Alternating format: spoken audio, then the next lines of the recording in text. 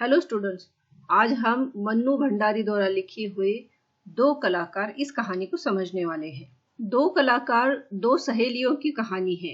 एक है चित्रा और दूसरी अरुणा। चित्रा को पेंटिंग का शौक है तो वो कलाकार है, पर लेखक ने इस पाठ को दो कलाकार नाम क्यों दिया है? चित्रा तो कलाकार है पर अरुणा कलाकार नहीं है या आर्टिस्ट नहीं है। जब हम इस पूरी कहानी को देखेंगे तो समझेंगे कि लेखक ने इसे दो कलाकार नाम क्यों दिया है। तो चलिए शुरू करते हैं। ए रोनी उठ, और चादर खींचकर चित्रा ने सोती हुई अरुणा को झकझोर कर उठा दिया। चित्रा और अरुणा दो फ्रेंड्स है, दो सहेलियां हैं और वो हॉस्टल में रहती है। सुबह के वक्त अरुणा सो रही थी तो चित्रा ने उसे झकझोर कर मतलब हिलाकर उठा दिया और अरुणा को वह रोनी बोल रही। क्या है, क्यों परेशान कर रही हो? आंखें मलते हुए तनिक झुंझलाहट भरे स्वर में अरुणा ने पूछा। झुंझलाहट, खिंचकर, चिढ़कर। अचानक से नींद में से उठाने की वजह से अरुणा एकदम से चिढ़ गई और चिढ़कर बोली कि क्या है, क्यों परेशान कर रही हो? चित्रा उसका हाथ पकड़कर खींचती हुई ले गई और अपने नए बनाए हुए चित्र के सामने ले जाकर खड़ा करके बोली, देख, मेरा चित्र पूरा हो गया। चित्रा ने एक पेंटिंग बनाई थी और वो पेंटिंग वह अरुणा को दिखाना चाहती थी, इसलिए उसने अरुणा को नींद में से जगाया और पेंटिंग के सामने, उस चित्र के सामने ले जाकर खड़ा कर दिया। ओह, तो इसे दिखाने के लिए तूने मेरी नींद खराब कर दी, बदतमीज कहीं की। अरुणा को पेंटिंग में कोई इंटरेस्ट नहीं था तो उसने कहा कि इस चीज को, इस पेंटिंग को दिखाने के लिए मेरी नींद खराब की। इस चित्र को जरा आंख खोलकर अच्छी तरह तो देख, न पा गई पहला इनाम तो नाम बदल लेना। चित्रा अरुणा से कहती है कि तू इसे अच्छी से देख तो सही, इस चित्र के लिए तो मुझे पहला इनाम, पहला प्राइज, फर्स्ट प्राइज जरूर मिलेगा। चित्र को चारों ओर से घुमाते हुए अरुणा बोली, किधर से देखूं यह तो बता दे। 1000 बार तुझसे कहा कि जिसका चित्र बनाए उसका नाम लिख दिया कर, जिससे गलतफहमी न हुआ करे, वरना तू बनाए हाथी और हम समझे उल्लू।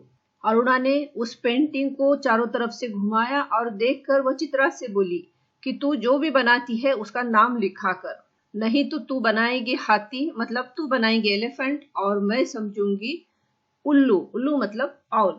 फिर तस्वीर पर आंखें गड़ाते हुए बोली, किसी तरह नहीं समझ पा रही हूं कि 84 लाख योनियों में से आखिर यह किस जीव की तस्वीर है। ऐसा कहते हैं या ऐसा मानते हैं कि इस पूरे यूनिवर्स में 84 लाख स्पीसीज है। तो अरुणा चित्रा से कहती है कि मैं समझ नहीं पा रही हूँ कि यह 84 लाख स्पीसीज में से किस जीव की तस्वीर है, किस जानवर, किस लाइफ की, किसकी तस्वीर है। तो आपको यह कोई जीव नजर आ रहा है? अरे जरा अच्छी तरह देख और समझने की कोशिश कर। चित्रा कहती है कि तू देख तो सही सीधे से, यह कोई जीव, जानवर, कोई लाइफ नहीं है, कोई स्पीसीज नहीं है, इसमें किसी जानवर, जीव की तस्वीर नहीं है। यह क्या, इसमें तो सड़क, आदमी, ट्राम, बस, मोटर, मकान सब एक दूसरे पर चढ़ रहे हैं, मानो सबकी खिचड़ी पकाकर रख दी हो। क्या घनचक्कर बनाया है। और उसने वह चित्र रख दिया। जब अरुणा ने ध्यान से उस चित्र को देखा तो देखा कि वहां तो सड़क, आदमी, ट्राम, मोटर, बसें, मकान सब थे और इतना कंजस्टेड था कि ऐसे लग रहा था जैसे मानो सब एक दूसरे के ऊपर चढ़ रहे हैं। तो अरुणा कहती है कि ये कैसी खिचड़ी पकाकर रखी है, सब मिक्स कर दिया है। और उसने वह चित्र साइड में रख दिया। जरा सोच कर बता कि यह किसका प्रतीक है। प्रतीक है, सिंबल है। चित्रा कहती है कि तू सोच और मुझे बता कि यह वह चित्र किसका सिंबल है। तो अरुणा जवाब देती है कि तेरी बेवकूफी का, आई बड़ी प्रतीक वाली। जरा सा दिमाग लगाने की कोशिश करेगी तो समझ में आ जाएगा कि यह चित्र आज की दुनिया के कंफ्यूजन का प्रतीक है। बस हाँ, थोड़ा सा दिमाग होना जरूरी है। चित्रा ने जो चित्र बनाया था उससे वह अरुणा को समझाती है कि यह तो आज की दुनिया के कंफ्यूजन का प्रतीक है। चित्रा ने चुटकी ली तो अरुणा भबक उठी। भबक उठना, चिल्ला उठना, भबकना, चिल्लाना। मुझे तो तेरे दिमाग में कंफ्यूजन का प्रतीक नजर आ रहा है, बिना मतलब की जिंदगी खराब कर रही है। अरुणा को पेंटिंग में इंटरेस्ट नहीं था तो चित्रा ने जो पिक्चर बनाया था, जो पेंटिंग बनाई थी, यह तो तेरे दिमाग में जो कंफ्यूजन चल रहा है उसका सिंबल दिख रहा है। और तू इस पेंटिंग में ऐसे अपनी लाइफ क्यों खराब कर रही है। और अरुणा मुंह धोने के लिए बाहर चली गई। लौटी तो देखा 3-4 बच्चे उसके कमरे में दरवाजे पर खड़े उसकी प्रतीक्षा कर रहे थे। आते ही बोले, दीदी। सब बच्चे आकर बैठ गए, चलिए। जैसे ही अरुणा मुंह धोकर बाहर आई तो देखा कि 3-4 बच्चे थे। वह उसकी राह देख रहे थे, प्रतीक्षा कर रहे थे, उसके लिए वेट कर रहे थे। और अरुणा से बोले कि दीदी आप चलिए, सब बच्चे आ गए हैं। आ गए सब बच्चे? अच्छा चलो, मैं अभी आई। बच्चे दौड़ पड़े। क्या ये बंदर पाल रखे हैं तूने भी? फिर जरा हंसकर चित्रा बोली, एक दिन तेरी पाठशाला का चित्र बनाना होगा। जरा लोगों को दिखाया ही करेंगे कि हमारी एक ऐसी मित्र साहबा थी जो सारे जमादार, दाइयों और चपरासियों के बच्चों को पढ़ा पढ़ा कर ही अपने को भारी पंडिता और समाज सेविका समझती थी। तो अरुणा बच्चों के साथ कहाँ जा रही थी? तो उसने एक छोटी सी पाठशाला, एक स्कूल खोली थी जहाँ वह जमादार, दाइयों और चपरासियों के बच्चों को पढ़ाती थी। जमादार जो छोटे कर्मचारी होते हैं, नीचे के लेवल के जो लेबर होते हैं, उनके सुपरवाइजर को या अधिकारी को जमादार कहते हैं। दाइयां मिडवाइफ्स और चपरासी प्यून। तो अरुणा जमादार, दाइयों और चपरासियों के बच्चों को पढ़ाती थी, मतलब गरीब बच्चों को पढ़ाती थी। तो चित्रा कहती है कि एक दिन मैं तेरी स्कूल का चित्र जरूर बनाऊंगी और सभी को बताऊंगी कि मेरी एक ऐसी फ्रेंड थी जो इन गरीब बच्चों को पढ़ाकर खुद को पंडिता और समाज सेविका समझती थी। पंडिता मतलब स्कॉलर और समाज सेविका सोशल वर्कर। हमने कहानी को यहाँ तक समझा तो हम ये समझते हैं कि चित्रा को पेंटिंग में, आर्ट में इंटरेस्ट था और अरुणा को सोशल वर्क में इंटरेस्ट था। जा समझते हैं तो समझते हैं, तो जाकर सारी दुनिया में ढिढोरा पीटना, हमें कोई शर्म है क्या? तेरी तरह लकीरें खींच कर तो समय बर्बाद नहीं करते। चित्रा कहती है कि हाँ तू जा, सभी को बता, ढिंडोरा पीट, हम तेरी तरह पेंटिंग में टाइम वेस्ट नहीं करते हैं।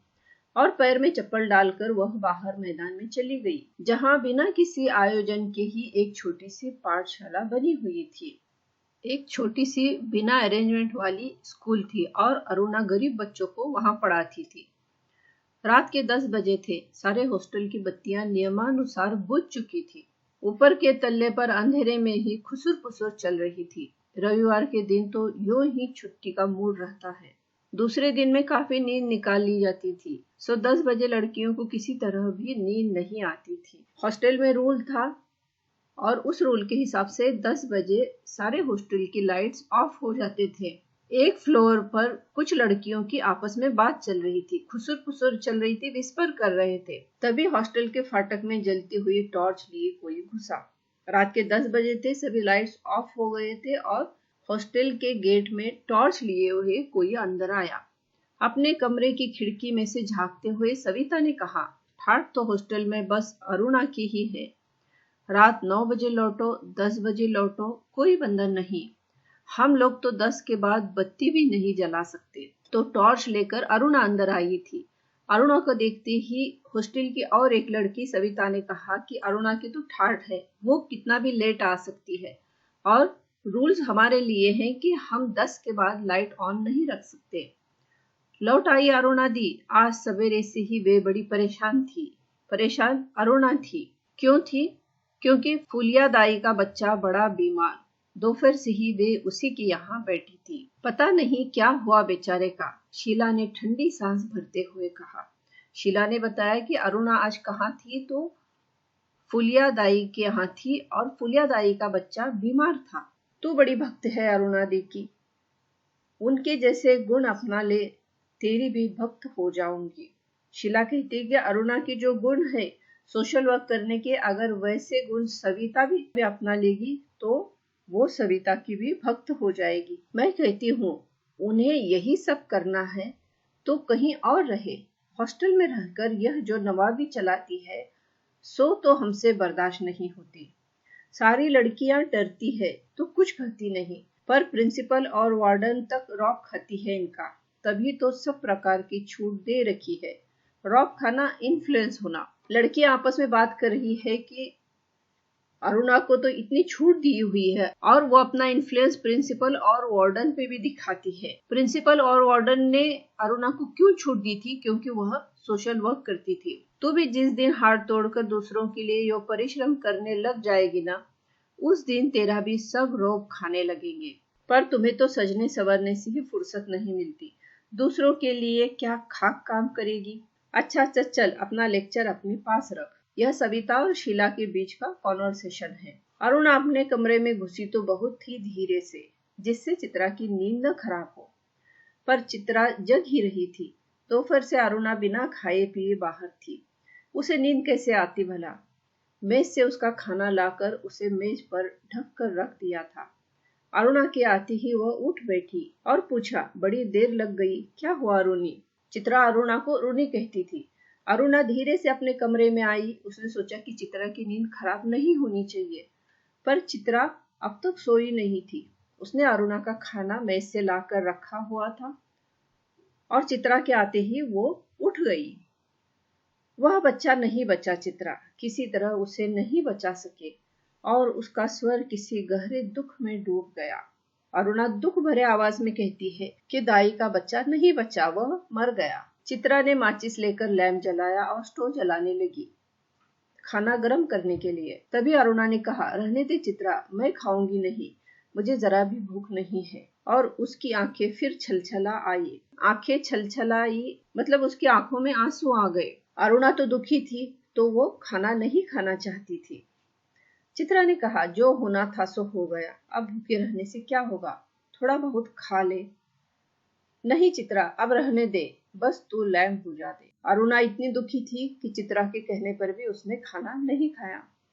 उसके बाद 2-3 दिन तक अरुणा बहुत ही उदास रही, लेकिन समय के साथ साथ यह गम भी जाता रहा और सब काम ज्यों का त्यों चलने लगा। 2-3 दिन में अरुणा का गम कम हो गया, उसका दुख कम हुआ और सभी काम नॉर्मल तरीके से करने लगी। 4 बजते ही कॉलेज से सारी लड़कियां लौट आई, पर अरुणा नहीं लौटी।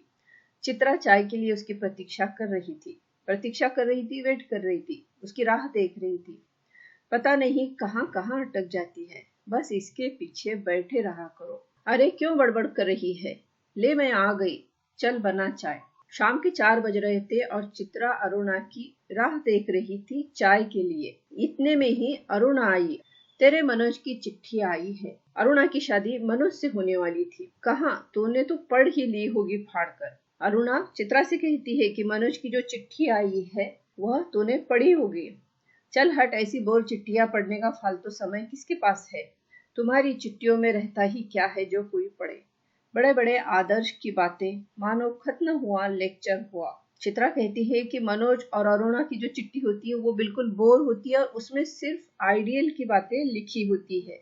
ऐसे लगता है जैसे वो लेक्चर है। अच्छा, तो लिखा करना रस भरी चिट्ठियां, हमें तो वह सब आता नहीं। वह लिफाफा फाड़कर पत्र पढ़ने लगी। जब उसका पत्र समाप्त हो गया तो चित्रा बोली, आज पिताजी का भी पत्र आया है। लिखा है, जैसे ही यहाँ का कोर्स समाप्त हो जाए मैं विदेश जा सकती हूँ। मैं जानती थी पिताजी कभी मना नहीं करेंगे। चित्रा के पिताजी का भी लेटर आया था और उन्होंने चित्रा को विदेश जाने की, फॉरेन जाने की परमिशन दी थी। हाँ भाई, धनी पिता की इकलौती बेटिया ठहरी, तेरी इच्छा कभी टाली जा सकती है। पर सच कहूँ, मुझे तो यह सारी कला इतनी निरर्थक लगती है, इतनी बेमतलब लगती है कि बता नहीं सकती। चित्रा के पिता काफी धनी थे और उन्होंने चित्रा को फॉरेन जाने की परमिशन दी थी। पर अरुणा कहती है कि ये तेरी जो कला है, जो आर्ट है पेंटिंग का, ये मुझे बिल्कुल निरर्थक मतलब फ्यूटाइल और बेमतलब का मतलब मीनिंगलेस लगता है। किस काम की ऐसी कला जो आदमी को आदमी न रहने दे? अरुणा इसके आगे जाकर कहती है कि ऐसा आर्ट किस काम का जो एक आदमी को मतलब इंसान को इंसान नहीं रहने देता, उसके अंदर की ह्यूमैनिटी नहीं रखता है। और वो ये सब क्यों कह रही है ये आगे बताया है। तो तू मुझे आदमी नहीं समझती? क्यों? आदमी मतलब यहाँ ह्यूमन बीइंग। तुझे दुनिया से कोई मतलब नहीं, दूसरों से कोई मतलब नहीं, बस 24 घंटे अपने रंग और तूलियों में डूबी रहती है। यहाँ स्पेलिंग मिस्टेक हुई है। दुनिया में बड़ी से बड़ी घटना घट जाए, पर यदि उनमें तेरे चित्र के लिए कोई आइडिया न हो तो तेरे लिए वह घटना कोई महत्व नहीं रखती। बस हर घड़ी, हर जगह और हर चीज में से तू अपने चित्रों के लिए मॉडल खोजा करती है। तो अरुणा ने क्यों कहा कि ऐसा आर्ट किस काम का जो एक आदमी को आदमी नहीं रहने देता है। उसने इसलिए ऐसा कहा क्योंकि चित्रा हमेशा अपने कलर्स और ब्रश में रहती थी।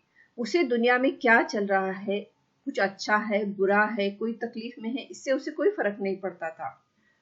वो हर इंसिडेंट में, हर जगह सिर्फ अपने चित्र के बारे में सोचती थी और अपने चित्र के लिए मॉडल खोजा करती। मेरी इस लगन को देखकर ही तो गुरुजी कहते हैं कि वह समय दूर नहीं जब हिंदुस्तान के कोने कोने में मेरी शोहरत गूंज उठेगी। अमृता शेरगिल की तरह मेरा भी नाम गूंज उठेगा। बस यही तमन्ना है। जब अरुणा ने कहा कि तू हर जगह अपने चित्र के लिए मॉडल खोजती है, तो इस बात पर चित्रा कहती है कि मेरी यही आदत तो गुरुजी को पसंद आती है और वह कहते हैं कि एक ऐसा टाइम आएगा जब पूरे हिंदुस्तान में मेरी शोहरत गूंज उठेगी, मेरा फेम बहुत ज्यादा बढ़ेगा। और वो एग्जाम्पल देती है कि अमृता शेरगिल की तरह ही मेरा नाम गूंजना है और मेरी यही एक तमन्ना है, डिजायर है। कागज पर इन निर्जीव चित्रों को बनाने के बजाय दो चार की जिंदगी क्यों नहीं बना देती। तेरे पास सामर्थ्य है, साधन है। अरुणा चित्रा से कहती है कि इन पेपर पे निर्जीव चित्र जिनमें जान नहीं है, इन एनिमेट पिक्चर्स बनाती है। तो इन पिक्चर्स को बनाने के बजाय अगर तू दो चार लोगों की जिंदगी संवार दे, किसी की जिंदगी बना दे, तो ज्यादा अच्छा होगा। और वो कहती है कि तेरे पास तो सामर्थ्य है, मतलब तेरे पास पैसा है, साधन है, रिसोर्सेस है, तो उसे किसी की लाइफ बनानी चाहिए और पेंटिंग में टाइम वेस्ट नहीं करना चाहिए। वह काम तो तेरे और मनोज के लिए छोड़ दिया है। इसका मतलब है कि मनोज भी अरुणा की तरह ही सोशल वर्क में इंटरेस्टेड था।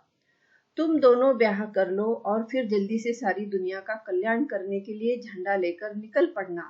और चित्रा हंस पड़ी। अरुणा की बात को चित्रा ने मजाक में लिया और कहा कि तू और मनोज शादी के बाद दुनिया का कल्याण करना। फिर बोली, अच्छा यह बता कि तेरे यह सब करने से क्या हो जाएगा।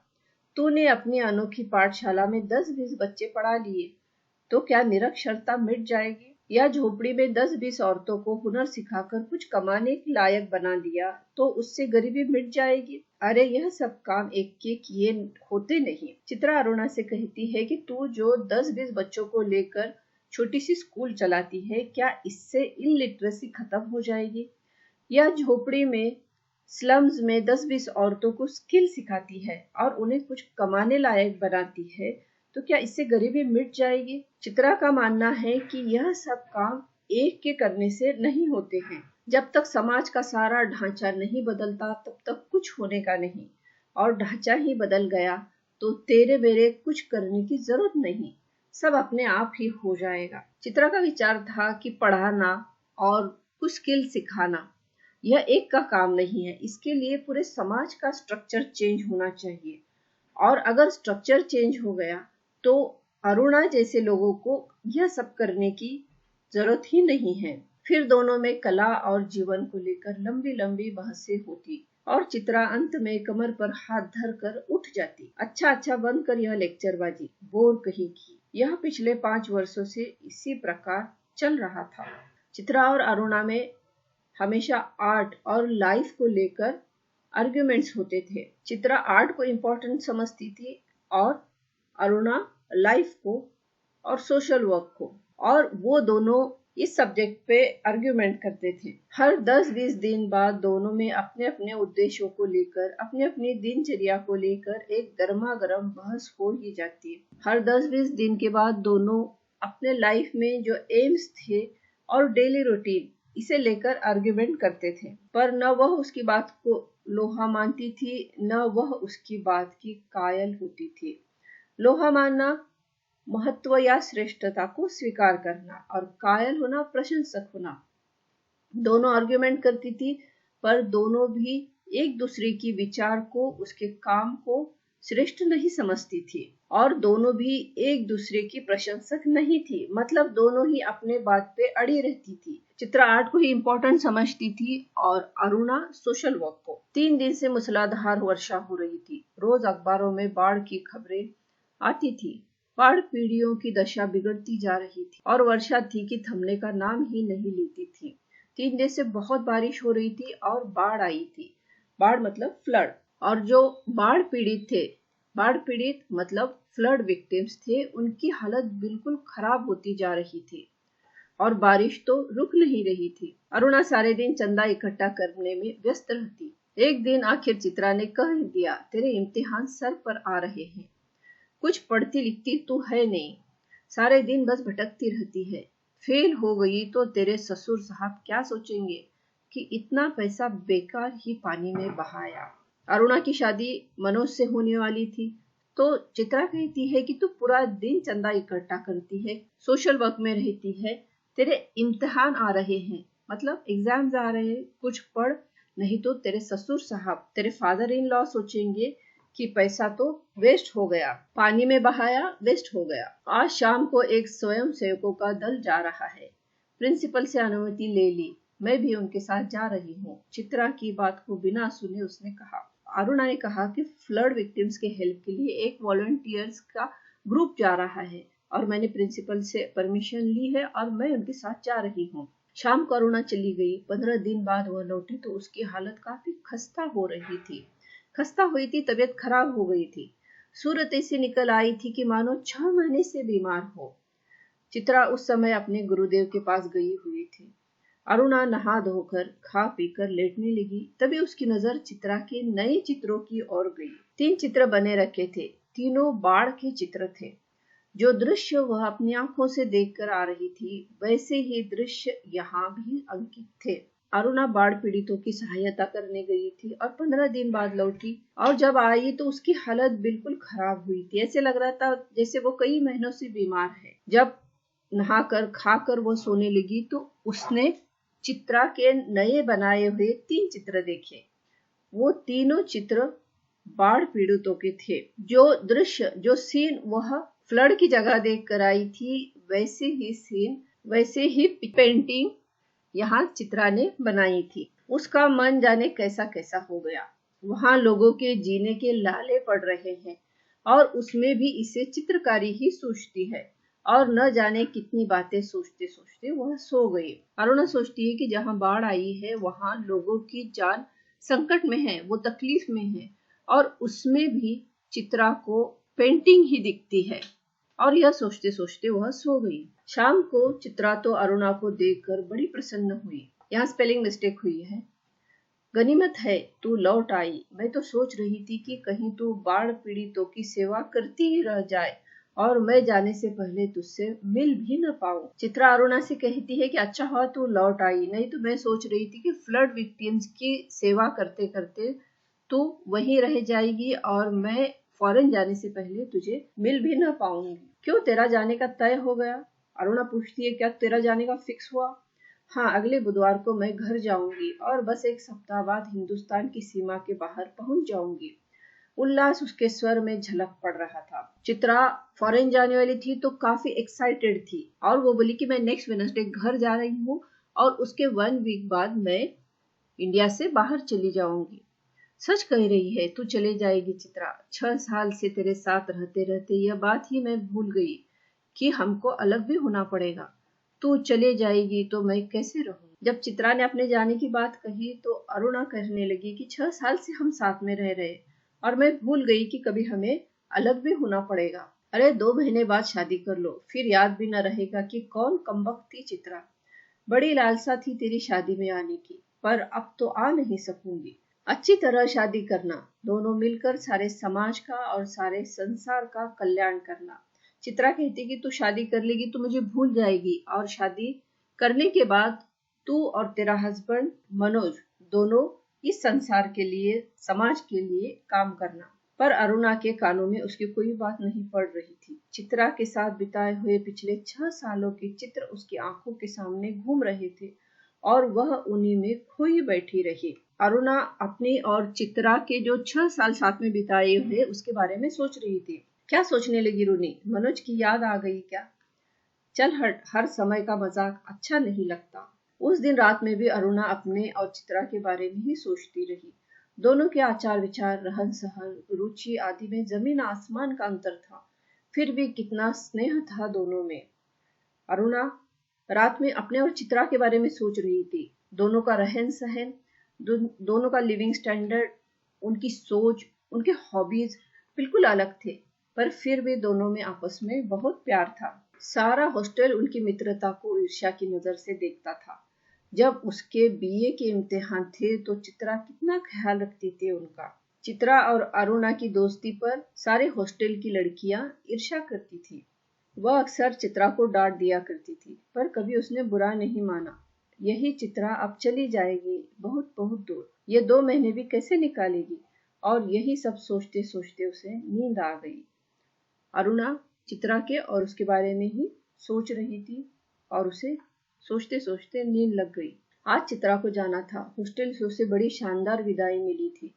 अरुणा सवेरे से ही उसका सारा सामान ठीक कर रही थी। एक एक करके चित्रा सबसे मिल गई, बस गुरुजी के घर की तरफ चल पड़ी। जिस दिन चित्रा को जाना था उस दिन उसका पूरा सामान अरुणा ने पैक किया और चित्रा सभी से मिलने के बाद अपने गुरुजी से मिलने गई। 3 बज गए पर वह लौटी नहीं। अरुणा उसका सारा काम समाप्त करके उसकी राह देख रही थी। और भी कई लड़कियां वहां जमा थी। कुछ बार बार आकर पूछ जाती थी चित्रा लौटी या नहीं। 5 बजे की गाड़ी से वह जाने वाली है। अरुणा ने सोचा वह खुद जाकर देख आए कि आखिर बात क्या हो गई। चित्रा जब गुरुजी से मिलने गई तो काफी देर तक नहीं आई, तो हॉस्टल की लड़कियां चित्रा के बारे में पूछ रही थी और चित्रा की ट्रेन 5 बजे की थी। तभी हड़बड़ाती सी चित्रा ने प्रवेश किया। बड़ी देर हो गई ना। अरे क्या करूं, बस कुछ ऐसा हो गया कि रुकना ही पड़ा। चित्रा हड़बड़ाती हुई अचानक से आई और बोली कि कुछ हुआ था जिससे मुझे वहां रुकना पड़ा। आखिर क्या हो गया ऐसा जो रुकना ही पड़ा। सुने तो 2-3 कंठ एक साथ बोले। 2-3 लड़कियों ने एक साथ पूछा कि क्या हुआ था, क्यों रुकना पड़ा। गर्ग स्टोर के सामने पेड़ के नीचे अक्सर एक भिखारिन बैठी रहा करती थी ना। लौटी तो देखा कि वह वहीं मरी पड़ी है और उसके दोनों बच्चे उसके सूखे शरीर से चिपक कर बुरी तरह रो रहे हैं। जाने क्या था उस सारे दृश्य में कि मैं अपने को रोक नहीं सकी। एक रफ सा स्केच बना ही डाला, बस इतने में ही देर हो गई। गर्ग स्टोर शायद एक शॉप का नाम होगा और उसके सामने एक भिखारिन अपने 2 बच्चों के साथ बैठा करती थी। उस दिन उस भिखारिन की मौत हो गई थी। तो चित्रा ने लौटते वक्त देखा कि उस भिखारिन की मौत हुई है और उसके दोनों बच्चे माँ की डेड बॉडी से चिपक कर रो रहे थे।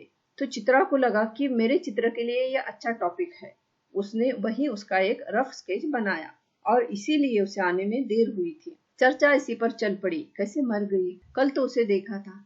किसी ने दार्शनिक की मुद्रा में कहा, अरे जिंदगी का क्या भरोसा, मौत कहकर थोड़े आती है। आदि आदि पर इस सारी चर्चा से अरुणा कब खिसक गई कोई जान ही नहीं पाया। जैसे ही चित्रा ने मरी हुई भिखारिन के बारे में बताया तो लड़कियां आपस में डिस्कशन करने लगी। कोई फिलोसोफर की तरह चेहरा बनाकर बोलने लगा कि मौत किसी को भी आ सकती है, मौत का कोई भरोसा नहीं है। और जब उनका डिस्कशन चल रहा था तब अरुणा वहां से किसी को कुछ बताए बगैर चली गई। 4:30 बजे चित्रा हॉस्टल के फाटक पर आ गई। तब तक अरुणा का कहीं पता नहीं था। बहुत सारी लड़कियां उसे छोड़ने स्टेशन आई, पर चित्रा की आंखें बराबर अरुणा को ढूंढ रही थी। उसे दृढ़ विश्वास था कि वह इस विदाई के बेला में उससे मिलने जरूर आएगी। 4:30 बजे चित्रा हॉस्टल की गेट पे आई, पर अरुणा वहां नहीं थी। उसकी आंखें अरुणा को ढूंढ रही थी। 5 भी बज गए। रेल चल पड़ी। अनेक रुमालों ने हिल हिल कर चित्रा को विदाई दी, पर उसकी आंसू भरी आंखें किसी और को ही ढूंढ रही थी। पर अरुणा न आई सो न आई। 5 बजे जब ट्रेन निकली तो चित्रा की आंखों में आंसू थे, क्योंकि वह अरुणा की राह देख रही थी और अरुणा वहां नहीं आई थी। विदेश जाकर चित्रा तन मन से अपने काम में जुट गई। उसकी लगन ने उसकी कला को निखार दिया। विदेशों में उसके चित्रों की धूम मच गई। भिखमंगी और 2 अनाथ बच्चों के उस चित्र की प्रशंसा में तो अखबारों में कॉलम के कॉलम भर गए। शोहरत के ऊंचे कगार पर बैठ चित्रा जैसे अपना पिछला सब कुछ भूल गई। फॉरेन में जाने के बाद चित्रा ने बहुत मन लगाकर काम किया। उसने जो भिखारन और उसके 2 अनाथ बच्चों की पेंटिंग बनाई थी उसकी तो काफी प्रशंसा हुई, बहुत तारीफ हुई और वहां के अखबारों में इस तस्वीर के बारे में बहुत लिखा गया और चित्रा को काफी शोहरत मिली। 3 साल बाद जब वह भारत लौटी तो बड़ा स्वागत हुआ उसका। पिता अपनी इकलौती बिटिया की इस कामयाबी पर गदगद थे, इमोशनल हो गए।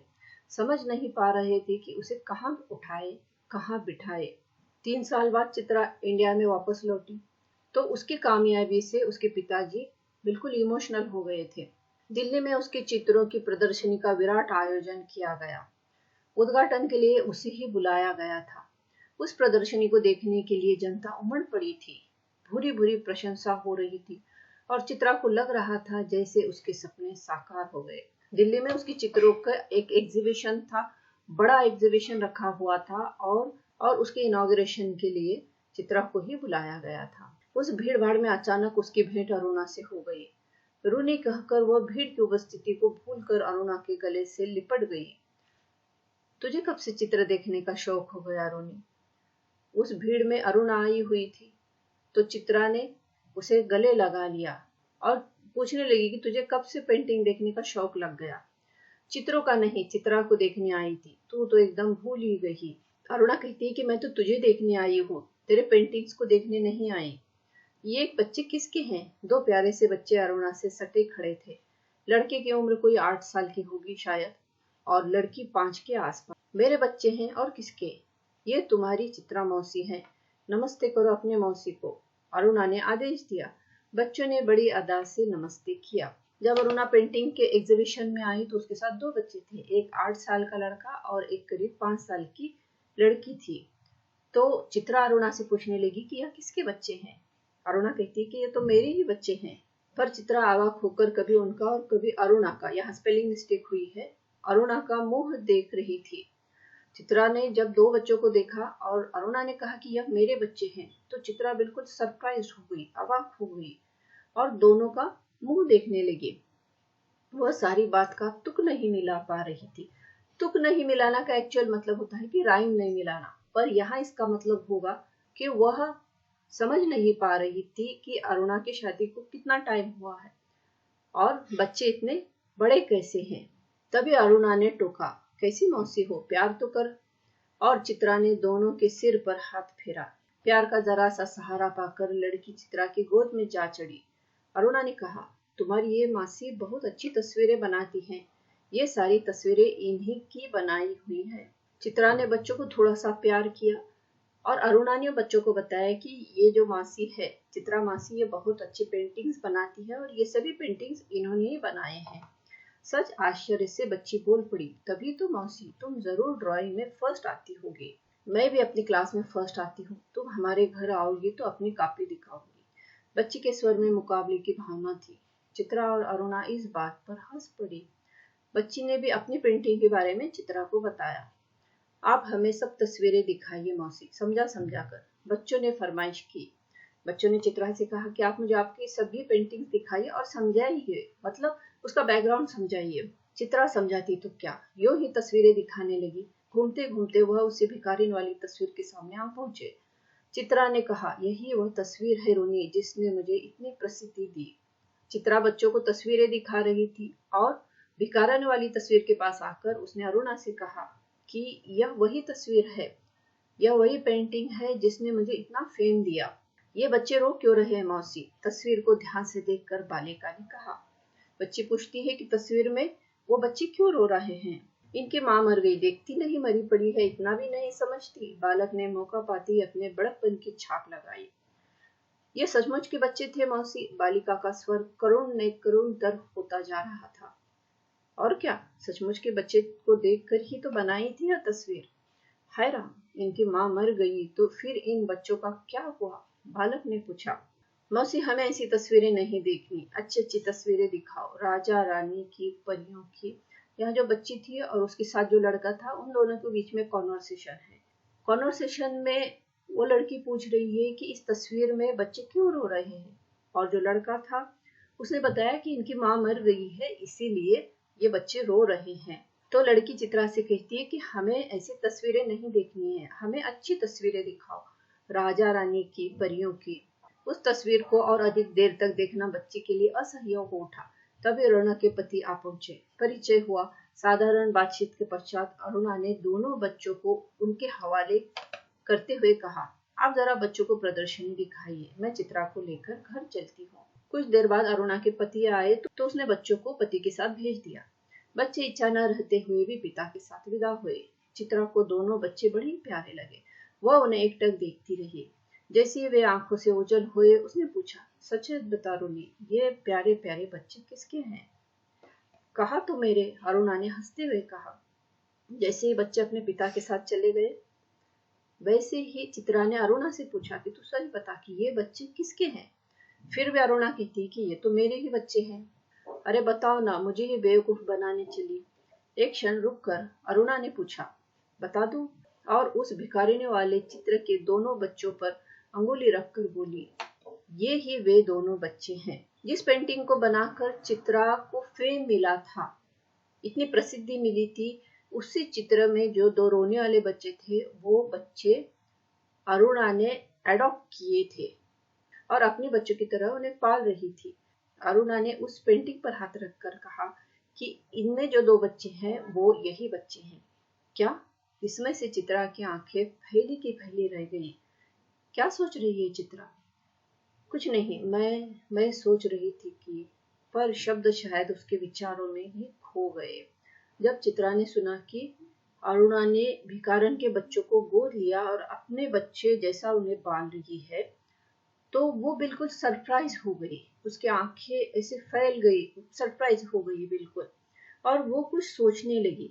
जब चित्रा ने पूछा कि क्या सोच रही, तो वो कुछ जवाब नहीं दे पा रही थी। लेखक ने इस कहानी को दो कलाकार नाम दिया है। पहली कलाकार चित्रा है जो पेंटिंग बनाती है, और दूसरी कलाकार अरुणा है जिसने उन दो बच्चों की लाइफ बनाई।